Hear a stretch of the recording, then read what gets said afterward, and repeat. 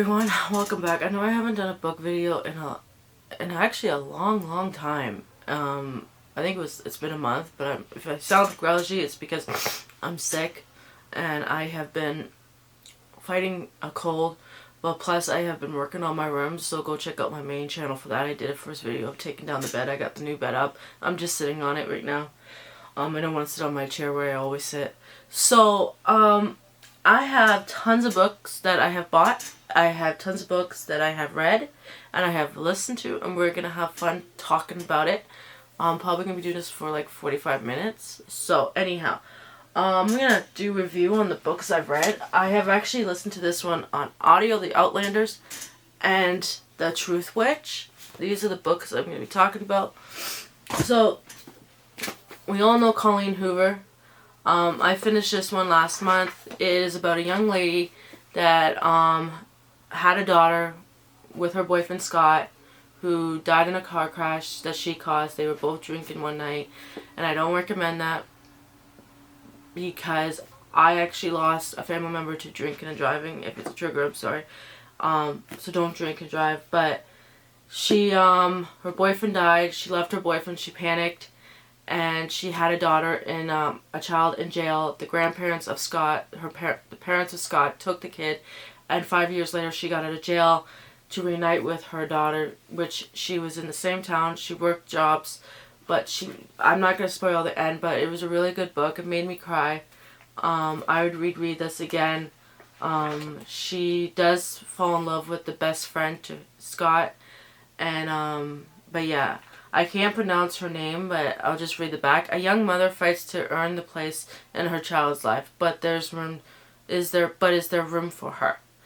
After serving 5 years in prison for a tragic mistake, Kenyon Rowan returns to the town where it all went wrong, hoping to return with her 4-year-old daughter, but the bridges Kenyon burned are proving impossible to rebuild. Everyone in her daughter's life is determined to shut Kenyon out, no matter how hard she works to prove herself. The only person who hasn't closed the door on her completely is Logan Rohr, a local bar owner and one of the few remaining links to Kenyon's daughter. But if everyone were to discover how Ledger is slowly become an important part of Kenyon's life, both would risk losing the trust of everyone important to them. The two former are connected to span the pressure surrounding them, but as their romance grows, so does the risk. Kenyon must find a way to absolve the mistake of her past in order to build a future of hope and healing. So they do heal. She eventually does get to see her daughter at the end of the book. She falls in love with the best friend. They get together, but this is my second Colleen Hoover book I've read. She's not a bad writer. A lot of things in it. But I do recommend this book, but if it's a trigger for you for drinking and driving, there is some of that in here.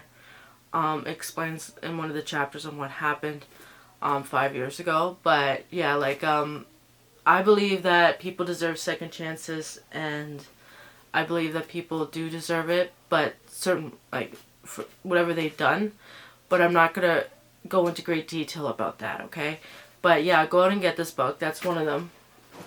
The other one, I listened to this one on audio. It's called The ADHD 2.0. I have ADHD. I wanted to learn about ADHD because I never had the opportunity to learn about it when I was younger.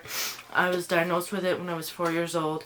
I am 38, about to be 39, so I've lived with it my whole life practically. These doctors who wrote it actually goes into great detail about what someone with ADHD, attention hyperactive disability, goes through, and I could tell you with having it, I am going to do a separate video on it. It's very difficult for me to be able to come on a camera and do things like this and sit here and do a video because I'm so perfectionist over things that has to be such a way that if it's not right, I get very upset. But at the same time, with my ADHD, it's very hard for me I'm not a very outspoken person, so I keep everything in. And I could technically sense what people are going to say anyways, so I'm like, I'm not going to bring it up. But at the same time, it's like, growing up with ADHD, I was always thrown aside in the schools, got told I couldn't do anything in life, didn't have the proper education, which will be all in a video. If you want me to do a video about ADHD, I will, which I'm going to anyways. So I'm going to talk about this book in a separate video that I'll be putting up probably next Sunday or this Sunday. I'm not too sure, because right now I'm just fighting a cold. So, but yeah. But this book I do recommend for parents who have kids with ADHD. I recommend it for people who have ADHD and doesn't know how to handle it or doesn't know how to take it. But there is things you could do out there to get your mind to relax and things like that. And it's in this book. Meditation, just things to make your mind clear. You can live with it. You can have a normal life with ADHD. It's just a learning disability. You are not different than anybody else. You are the same. And I think that's the one thing that the stereotype back in the 90s and the 80s and the 70s that people really don't understand is like, I was born in the 80s. I grew up in the 90s. And it was very difficult back in the 90s and the 80s because doctors would do x-rays on you, CAT scans on you and all of that, and put these little wires all over your head. And that's what was happening to me as a child. But like I said, I will be talking about my experience of growing up with ADHD in the 90s and the 80s. I went to school. I was pushed through school. I never was given the chance. So, yes, I recommend this book. The other book, and it's very hard for me to read a book, by the way, because I want to do something else. I got to go into something else as a task. If you have that problem, please, you can text me or anything. Message me on Instagram. I'll link everything down below. This is the Outlander series. It is a show that's on Netflix, and it's on Stars. But I got into the show about 2 years ago when COVID started, and I actually like it. And then I found out it was a book series. So this is the first book, and I finally finished it. I bought it in 2021. I think it was 2021 when I bought it. And I finished it. I listened to it on audio. And I really recommend this book. The book is better than the show's okay, but the book has more details in it. And, yeah, so I recommend it. I'm not going to read the back of it because I think everybody watches this show on, it. But this is one of the rereads I would do. I was reading it mainly, but I found it on, Script that I use, and I will be, doing a review on the end of the year for it, because I got to do the second one. So I'll be doing that. But yeah, I recommend that book. The other book I have, I actually listened to this on audio. And I read chapter 5 the one time. And I bought it last year. And I finally finished it. It's The Truth Witch. It's about, well, you just have to go watch it. Go read it. It's about Witchlands. It's about Truth Witch. It's about Blood Witch. It's about, it's a really good it's a good book. It's a teen young adult kind of book, and it has assassins in it, and everything like that. And it's about a girl who is the top one assassin in this one place. So I really recommend it. So anyhow, those are the books I've read. And then the other books I read in September, I have them on my Instagram. So just hold a second. I'm just gonna go on my phone. So I go to my book one.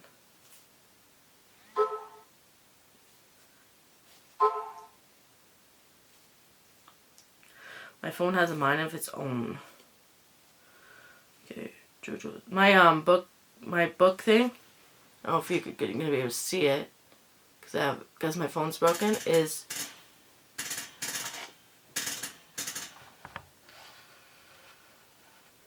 JoJo's Bookland. That is my Instagram. So the books that I read on audio. So in September, I actually finished 3 audiobooks in September.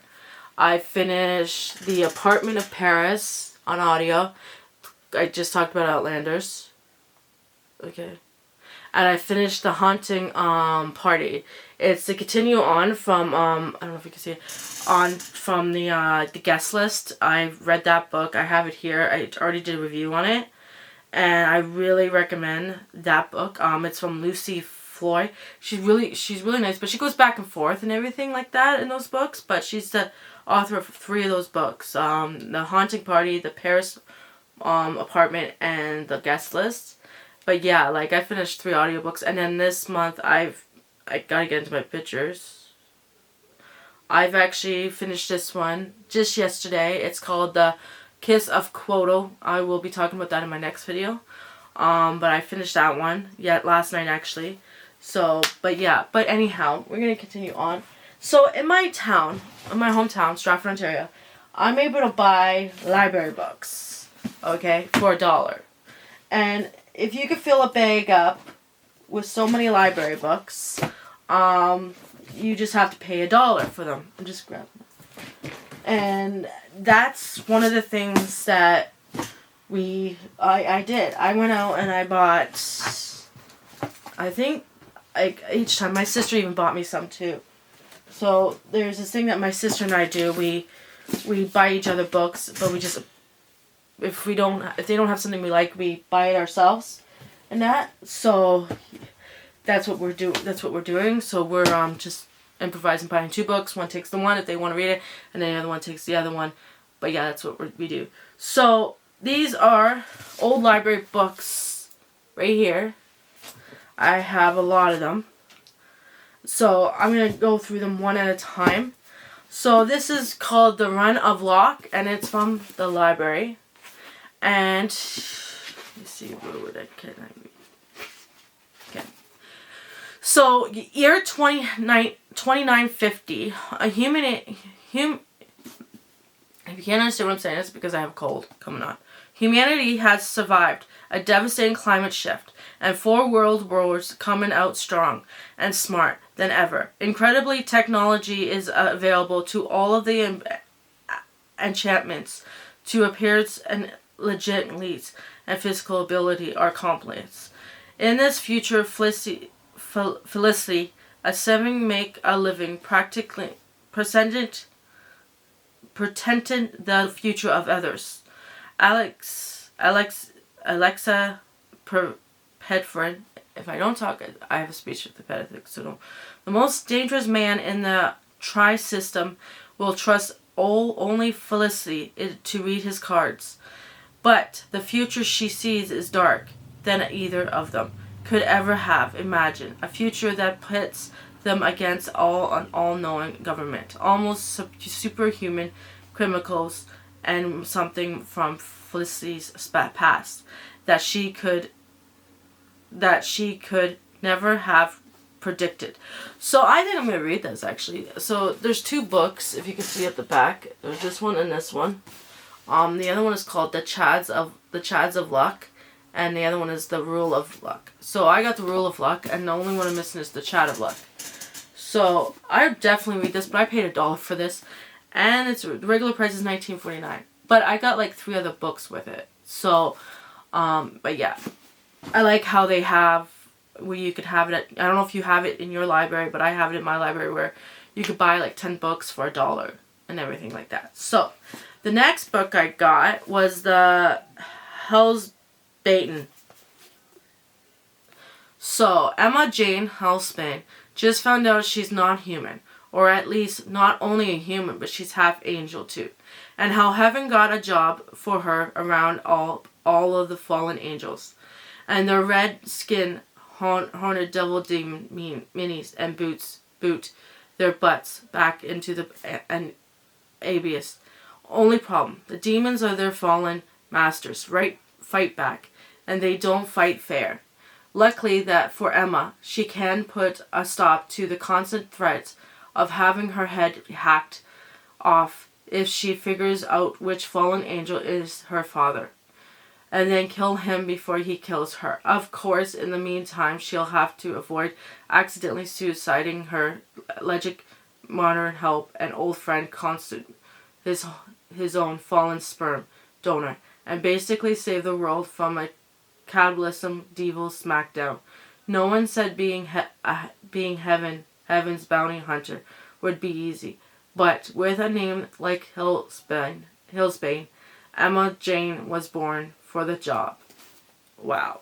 So I'm actually gonna read this. This sounds like a book series I'm reading right now called The Fallen Angels, and it actually got made into a movie. That one did, but that sounds like it. And is it a book series or isn't it? I don't know. We'll find out when I read it. Okay, the next book I got was the Flea Fly Flow. I got this one. You're never too old for adventures. When Lily and Audrey hatchet a plot to escape from Trickling Meadows nursing home, borrow a car, and spend their hastily planned vacation time driving to destinations west, they aren't fully aware of the challenges. They will face. All they know is that the warm days of August call to them, and the need to escape the daily routines of humiliation of nursing home life has become overwhelmed. Flushing with the success of their escape, planning the set, they set out on their journey of having forgotten that their memory problems might make driving the following directions difficult. Their trip is almost over before it begins until they meet up with the unexpected Ryan, a young man who also heading west in hope to recall with his family. As Little and Audrey tries to take back the control that time and determined have taken them from, Ryan realizes the truth of their situation, but it's too late. He has fallen under the spell of these two funny, brave women, and is willing to be a part of their adventure, whatever it leads. I'm actually going to read this book. It sounds good. But yeah, it's one of the books. I don't know if you can see it.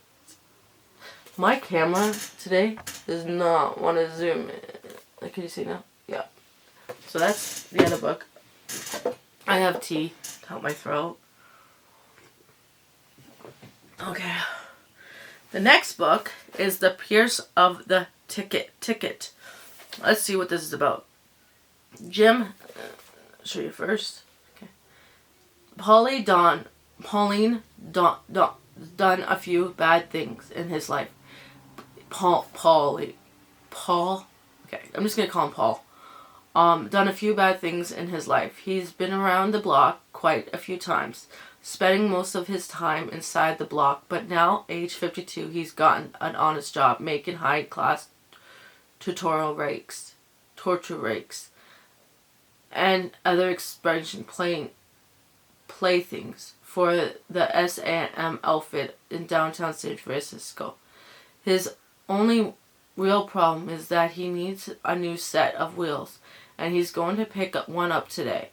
A beat-up Toyota from a Martin seam. Sometimes a ticket to hell only costs $600, non-affordable, of course. Okay, so this sounds really good. I might read this. I'm not too sure. Okay, the next book is the Famine of a. Just gonna read that. Okay, Melvin Moulton was an attractive impression and the wealthiest young lady in England. Dubbed and the heartless heirs of Melvin much prefer arguing with her spirit country neighborhood Lord Florn to fending off society. Fortune hunting bucks indeed. The generous Melvin has determined to find her improved friends and to apply Harrison to help the handsome Pierre rebuilding his family home. The danger struck a despair on and brutal suitor abduction. Melvin to force her into a marriage of shock and dishonor. Only a valiant love could define such an evil and triumph and joy and harmony and forever. Okay. Sorry about the back. This is what it says. Yeah, this book seems okay, but it's big writing, so that's even better. Now, the other book I got is The Country Dark. Hi everyone. I'm sorry, I went to take my son to his girlfriend's house, and he wanted to go there after school, so I took him. But I think I left off with this book, The Country Dark. It's from Chris Elfin, and it's Chris Elfin's return to fiction. Okay, so what's it about? Let's do this. I just remember I paid $1 for all these books that I'm talking about, and then I'll be talking about the ones I bought. And that. So, Chris Elfin is a written okay.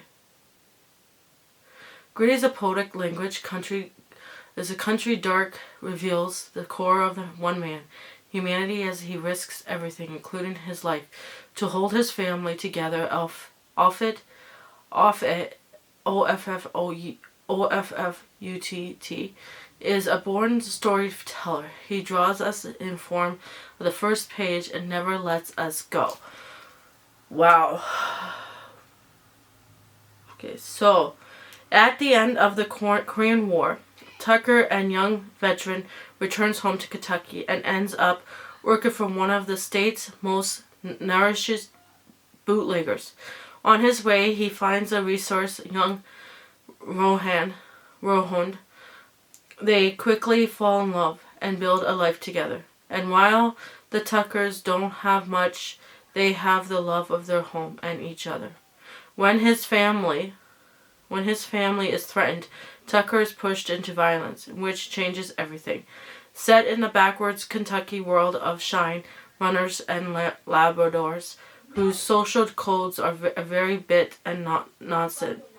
As a British author's Offit returns to fiction in a charming the story of a people who living off the land and by their wits, country dark, is a taut, compelling novel of the rejoice, the vital and absolutely distant voice of Chris Offit, a voice we've been missing for years.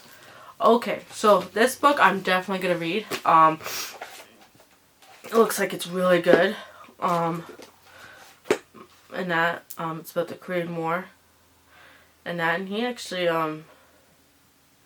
yeah. So I'm gonna read that, and I'll give you a review on it. Next book would be I just remember I paid $1 for all the ones I'm talking about right now. So the ones I paid for $1 for is from the library. So I'm gonna keep saying that. I'm sorry. Matter of Marriage, a novel. Okay, so a dove novelist Leslie Jordan delivers a rich, funny, delighting of a novel in which the marriage plot is a dazzling display, but as a scandal, secret, culture clashes, and a misunderstanding about how well will anyone find time for love. Mrs. Bungman is the doting anxiety mother of 3 grown children. Terry, an art curator, with a secret he's not quite ready to share with his parents, her baby. Shuddering, the pampered princess of the family and daughter of Warham, who was returned home to rural England in shame. Wow. Miss Bingham is determined to marry them off well, but where to start? Miss Bingham's husband and the fascinating stuffy Dr. Chomburn has moved their family to a cottage on the grounds of Barn Abbey, a grand but crumbling estate whose resources he's overseeing. There are Chomburn family lives alongside the estate. Heirs Hare and Richard. The Bounders and the I can't read right, so don't make fun of me. The Chowdenberry are equally snared in the spider web of century-old traditions, but the Abbey itself, house mystery that will reveal a long-hidden entanglements, ones that the 2 families never accomplish. Okay, this sounds like the Abbey, the show called The Abbey, but I don't think it is, because I don't think this was made into a show. This was written in a winter of 2011, and I bought it for $1, and it was $17 in the stores. So yeah, I have a cold and it sucks.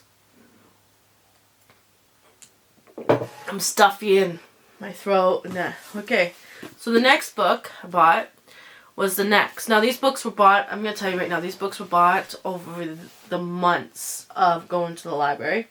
And then the other books I'm going to show you is the books that I actually purchased, and one book is from a subscription box. That's a special one. So the next is I Love the Next. Will let me be more specific. I Love the Next. The comic retching revealed fantasy New York City all around the town and instantly poodle. The tender reality of motherhood and daughterhood. The less tender reality of social media. And the ghost with the witty of Topper and the fire of Faye Weldon. This is an adequately written, thoughtful, sharp, and persistently touched worldwide a book of Chanlene Shine. Definitely gonna read this book. Okay. Definitely gonna read it. It says, "Is there a right way to die?" Is so Joanne DeLangelo's has it wrong.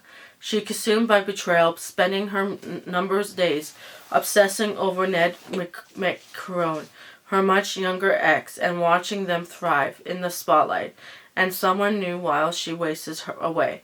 She's even a woman scored fantasize about average, and except she out of time.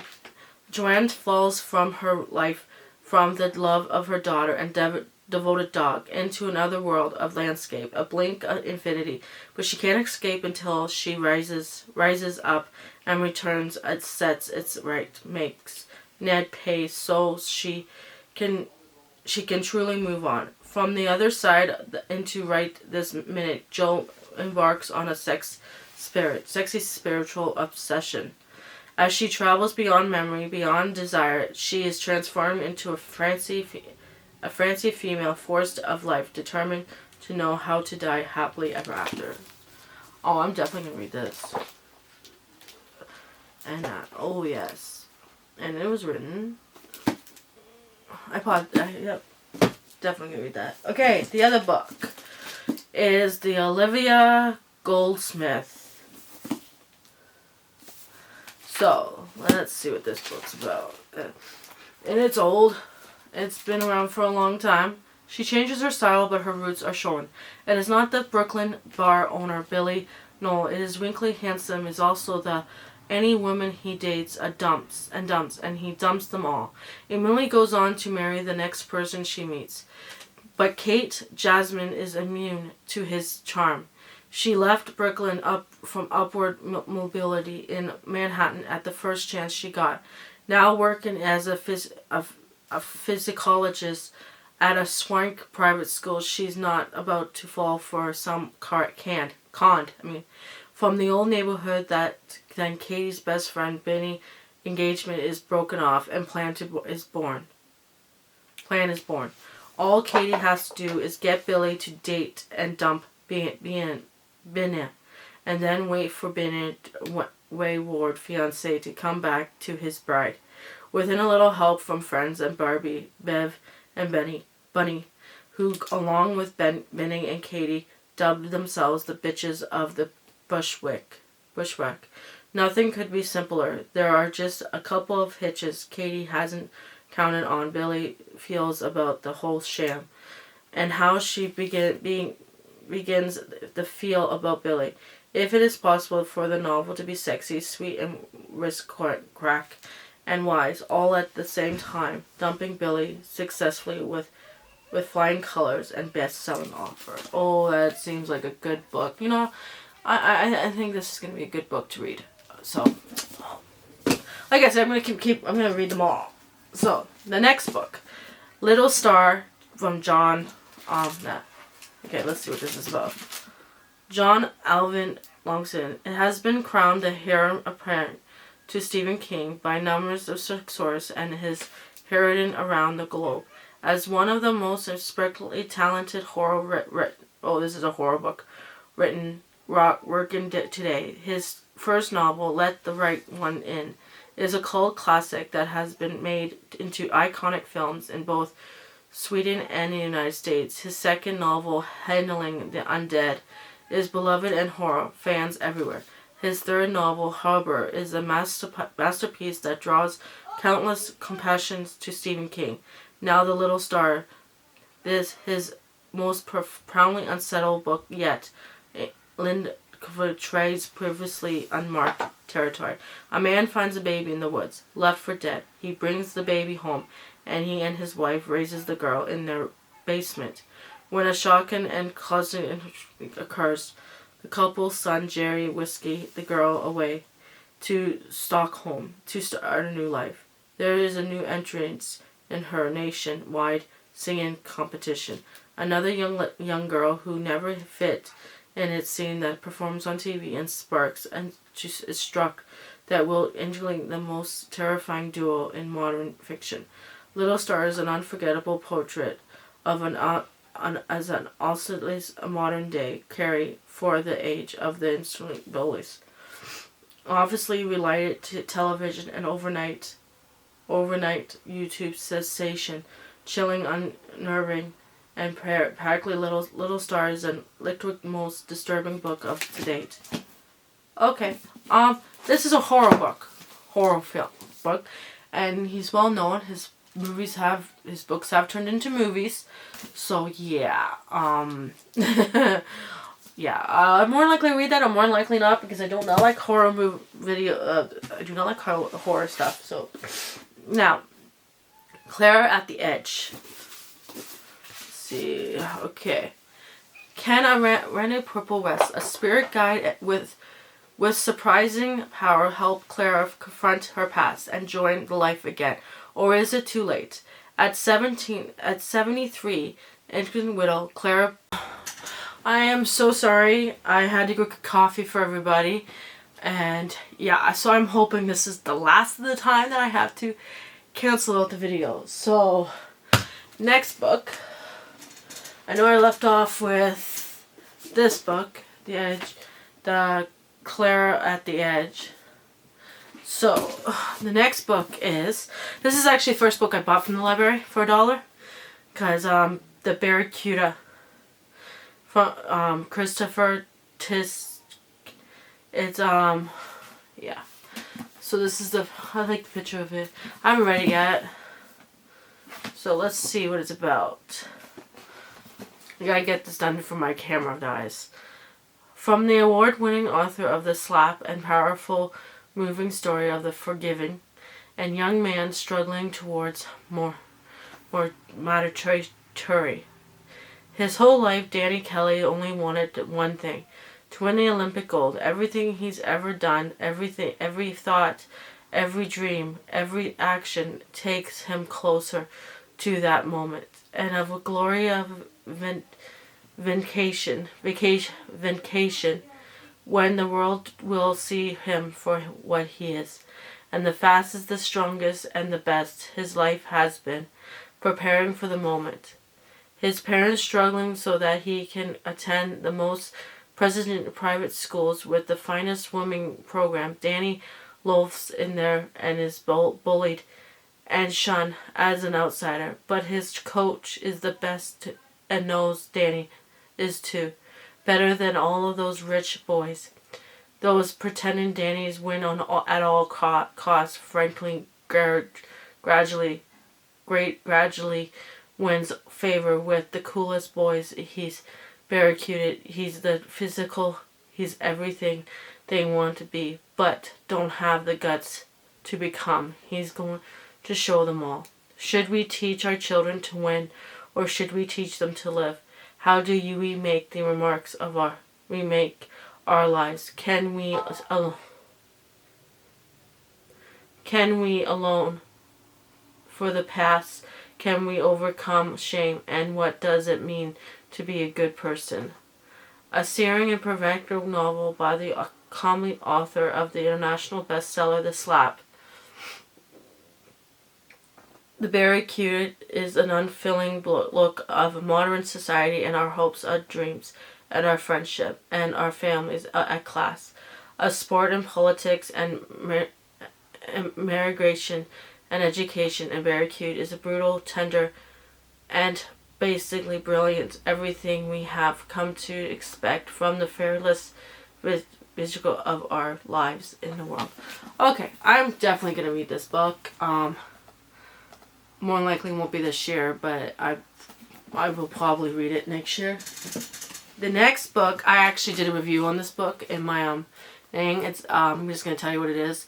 The Girl on the Train is a girl that runs the train every morning to go to work, but she really doesn't have a job because she drinks all the time. And if you're interested in books like this, I read this book back a while back, and they had it for sale at the library for $1. And I couldn't give this up. I wanted this book, and I really like it because I want to read it again. And the main characters on this book is Megan. Okay, let me just see. Megan. Oh man, and Rachel.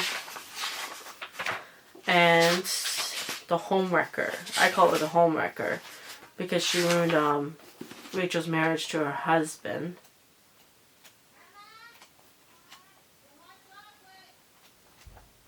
So, but anyhow, so she, I think, okay, Rachel's the one main character. Clara, Anne is the homewrecker. I think it's the homewrecker who walked in on a marriage. And the husband, in the midst of this, Rachel, Megan is the victim that died. So, but yeah, I really recommend this if you like mysteries. The next novel I bought is called, and it's like, I kind of tried to fix it, but I didn't. It's still broken, which is fine. It's from Linda Holman. It's the loose thing. So it's an Indian 1839. Lenny Goan is a respectful young wife and mother and settler down to write her life story. To the outside appearance, Lenny is the perfect Colin wife. Beautiful, generous, and survives. But appearance can be very despicable. An unfortunate book, witchy description of the measuring from the start. The Linen Bird is the spellbinding tale of the journey of Lynn Lunch, a child prostitute turned social climber turned cloning wife turned adventurous, frequently disturbing, often moving, and always thrilling. It is the rare thing, a story that will stay with you forever. So yeah, that sounds like a really interesting book, but the book's like falling apart, so I'm gonna read it, but I just bought it for $1. I can't complain. You know, you can't complain for how much you buy these books for. Now, on the up. I got this book too. There was more. There isn't, thank God. But all their want is a piece of salvation. So, and this book was written in 2018. Holy crap. All their three wanted is a piece of salvation. A high-stake property development in North Vancouver, but there are complex personal objectives standing in the way of each.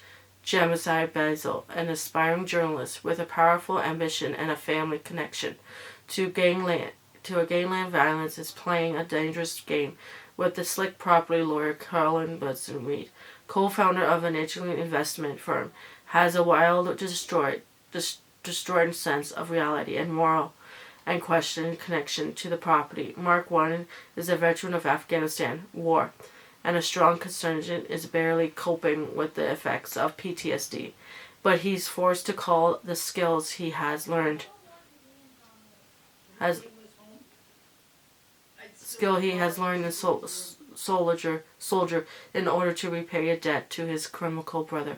Over the course of weeks, and Jemima's caller Mark has anything at their disposal to pursue their goals, and no one is left untouched and speechless. Government, obviously, realtors, evictors, builders, and day laborers, investor lawyers, not even a pulling pig. In this wild, stylish, wrinkled, funny dudes, Jones delivers a wicked stars that shows us what happens when greed, desperation, loyalty, and unspoiled desire for the situation code. Okay, so it seems like a really good book. It's based in Vancouver. But yeah, that's one of them. See, coffee. And I had these books in this bucket for the longest time. I might put them over by where my other books are. Now, these are the books I bought over the time. Like, all of these. So, here we go. But I want to show you one book first, and then I will show you the next books. So this book I got from Owl Crate. It's actually one of my first Owl Crate box that I've ever gotten. And it's called The Deaths. And I have actually started reading it. And as you can tell, that's what it looks like. And then, like, everybody's done reviews on this book. So, which I like. So, yeah, like, forced to tag along with the remote island on her mother's honeymoon, Addie isn't thrilled about being trapped there for 2 weeks. The island is stunning with its scarlet beaches and forests full of white flowers, but there's something eerie about the place. After Addie meets an angry boy on the beach of the flowers start turning pink, the island loves you, he tells her, but she can't stop sleepwalking at night. The birds keep calling her name, and there's a strange little girl in the woods who wants to play hide and seek. When Addie learns about 2 sisters who died on the island centuries ago, she wonders if there's more to this place than things only she can see. Beneath its gorgeous surface, Evelyn Island is hidden dark, tangled secrets, and if Andy doesn't unreveal them soon, the island might never let her go. Oh, I'm definitely reading that. Oh yes, I'm definitely reading that. That's a mystery. Hey, you know what? It's autographed too by the author. I'll show you. It's autographed too from the author. I don't know if you can see it. Yeah, so it's autographed and everything. But yeah, I'm gonna definitely read this book. But that's one of the books that I got from the Owl Crate. The next Owl Crate's coming in. Now, these are actually the books I actually bought. Just want to go on my phone for a second.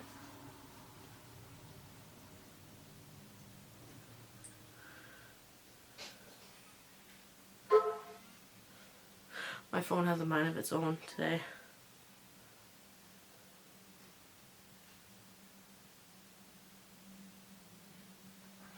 Book is called The Island's Time. I bought that one, and then it's the Kelly and Messy Loud Loving Age at Aussies. The leads are suffering Alfie Butted and Americans. They have nothing in common except for the fact that their daughters are a married couple when nearby a volcano erupts during their short vacation to remote tropical security off the coast of Australia. The 2 families find themselves standing together for 6 weeks, with only 2 islands employees making up the rest of their party. Everyone is forced to question what or who they really want. Island's Time is a smooth summer red that divines deep into queer romance. Finally, secret ambitions, parenthood, and a bird of chasing romance. Perfect for fans of Cassie, Question, and Evelyn Hildenberg. The sexy sun-soaked paradise of white sandy beaches and sparkling waters and hushed rainforests will show you it's never too late to change your destination. Yeah, I don't know. It's written by Georgie Clark. That's one of the books I bought. Now, I've seen reviews on this one. Sophie goes Lonely Heart Club. There's another book to it. I think this is the book that everybody was talking about.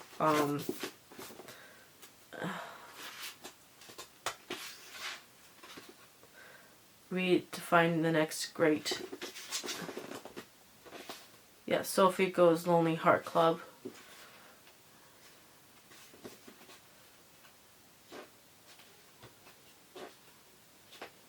But anyhow, this one is about a newly mint professional matchmaker. Sophie Go has returned to Toronto, her hometown, after spending 3 years in Shanghai. Her job is made quite difficult. However, when she is revolved as a fraud, she never revealed as a fraud. She never actually graduated from matchmaker school. It's a competitive market like Toronto. No one wants to take a chance on an inexperienced and all-competent matchmaker. And soon Sophie becomes the outcast. In her dare search for clients, Sophie stumbles upon a secret club within her condo complex, the Old Ducks, 7 Tory Chinese bachelors who've never found love, and somehow she convinced them to hire her, but her matchmaking skills aren't put to the task, as she lures the depth of loneliness, heartbreaks, and love, and attempting to make the hardest matches of her life. Okay, I'm definitely going to read this. And that sounds very interesting. So that's another book I bought. And then the one day I went to Walmart and I bought 2 books. One went to my sister, the other one went to me, and I bought this one. I got this one. We're just doing a spare moment, which book, when I go to the library, I get her books, and then I get books, and I just, exactly the same thing. They're perfect for each other, but they just don't know it yet. 10 years. There's no description for this book, but, before she moved to a written full-time no, that's not it. Okay. Becca and Charlie have known each other since university. Becca and Charlie have also hated each other since university.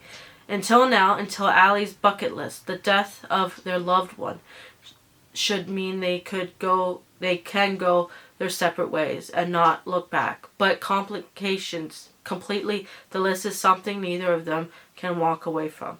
Over the course of 10 years, Becca and Charlie's paths collided as they deal with grief, love, and life after Allie. Everyone is talking about this book. Okay, so I'm gonna definitely read this one. Definitely. I lost a good friend in junior high, and yeah, I think that book will be good. So, let's do this one. Now, a lot of people have been talking about this book, and I saw it on TikTok. Because I'm not on TikTok right now, but I've seen it on Facebook, Instagram, on YouTube. Everybody's been doing reviews on this. I don't know if you could see it. It's the Taylor Jenkins Reid. The Carrie Salt is back. I guess it's gotten a lot of flack about it, I guess. I don't know. Don't take what I'm saying to a great salt. Carrie Stoughton is a freelance, and her determination to win at any cost has not made her popular. But by the time she retires from tennis, she is the best player the world has ever seen. She has shattered every second record and climbed 20 Grand Slams titles. And if you ask Carrie, she is entitled to every one. She sacrificed nearly everything to become up the best, with her father, Java, as her coach and former champion himself. Java has trained her since the age of 2. But 6 years after her retirement, Carrie finds herself sitting in the stands of 1994 U.S. Open, watching her record be taken from her by a stunning player named Nikki Chan. At 37 years old, Carrie makes the monumental decision to come out of the retirement and be like the battle axe anyway, even if her body doesn't move as fast as it used to, and even if it means swallowing her pride to train with a man she once almost opened her heart to, Bowen Huntley.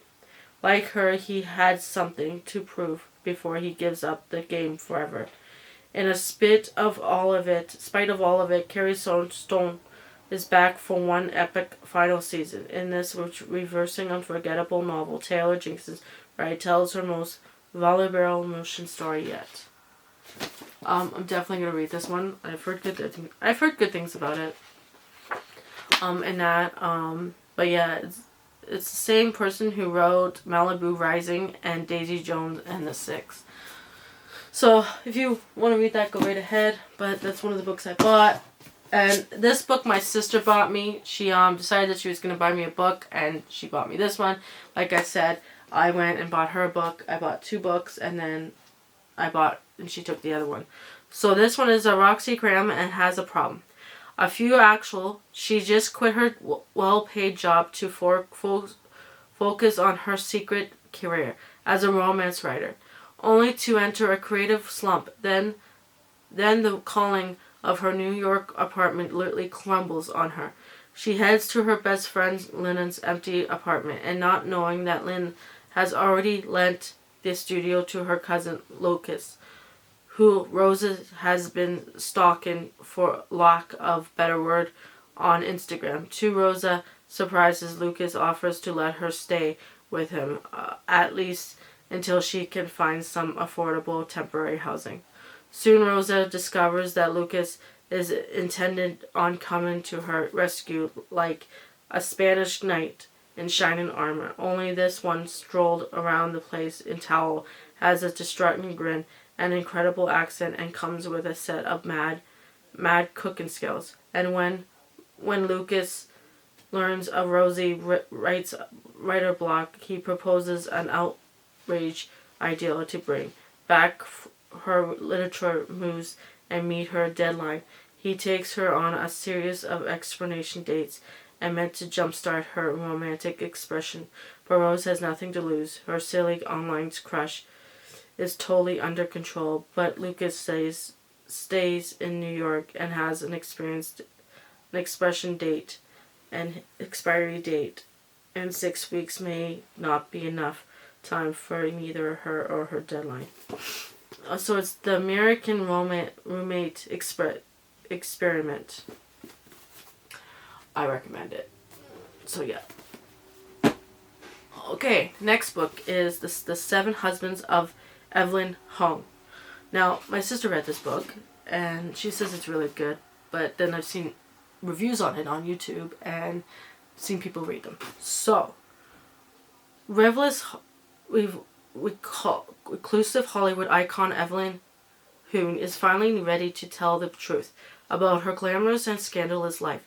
But when she chooses unknown magazines reports Marcus Gray to write her story, no one is more astounded than Moko herself.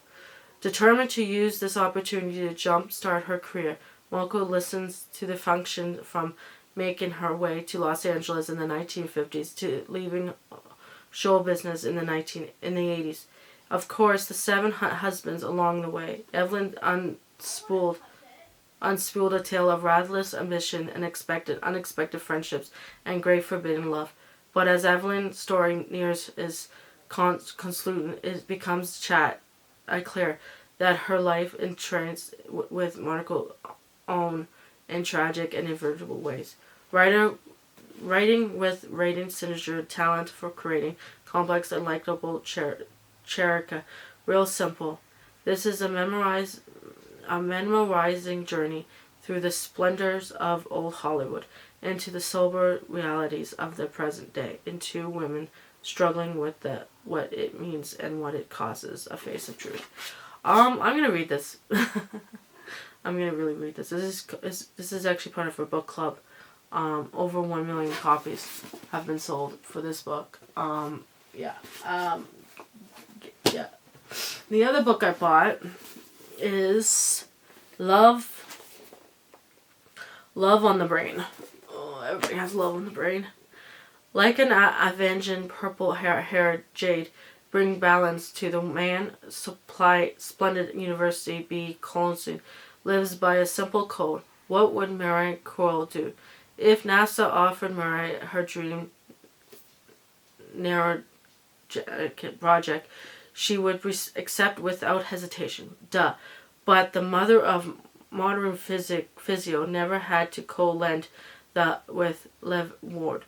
Sure, Liv was the soul-piercing eyes, and sure, he caught her in his powerful court arms. In a romance novel, hero, when she accidentally demolished and distracted her first day in the lab. But Levin made his feelings towards Bee clear in grade school. Archimate works best when employed in their own galaxy far away. Now her equipment is missing, the staff ignores her, and Bee finds her floundering career in somewhat of a pickle. Perhaps it's her occupation course playing tricks on her, but Bee could swear she can see Levin suffering into an alley back in her place, devouring her with those eyes, and the possibility of all of her nerves firing. But when it comes time to actually make a move, put her heart on the line, there's only one question that matters. What will be I can't say it, do. I'm going to read it. I'm going to say what I want about it. But anyhow, those are all the books. I'm sorry if this haul is a little too big for you. If you want to skip, you can. I don't care. But I'm going to go eat dinner and enjoy my dinner. I'm sorry that this is a 3-parter. I had to get off and go. But anyhow, those are the books I've read. Those are the books I bought.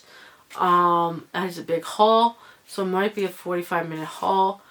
But as for the ADHD book, I'm going to do a separate video for that because I really want to talk about it because I have ADHD and how I live with it and how I cope with it and how I'm dealing with it and just to help people and everything like that. I would really appreciate if people listen, but if they don't listen, that's fine.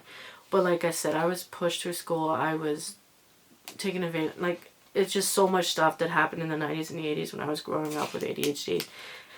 I still have it. I'm always going to have it. It's a learning disability. It's not a contagious type of thing. It's not a medical condition. It's a learning disability. I know there's some doctors who say we're lazy. We're not lazy. We think differently. That's all. But anyhow, please hit the subscribe button, notification button. And I know I forgot to do this on the beginning of the video, but I hope you like this video. And if you don't, that's fine. If you don't like books, don't watch this video. If you do like, let's say, reviews on good books like I have done, just hit the subscribe button and there'll be more videos. But I have to go eat.